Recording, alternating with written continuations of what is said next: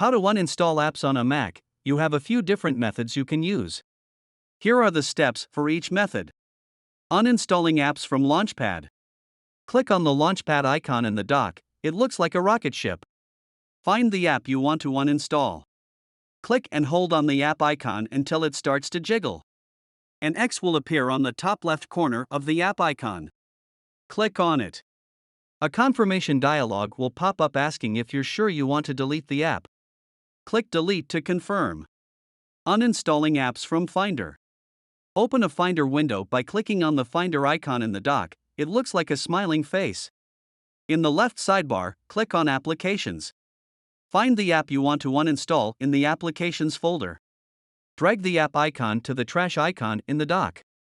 Alternatively, you can right-click on the app icon and choose Move to Trash from the context menu. Emptying the trash. After you've moved the app to the trash, it's not completely uninstalled yet. Right-click on the trash icon in the dock. Choose Empty Trash from the menu that appears.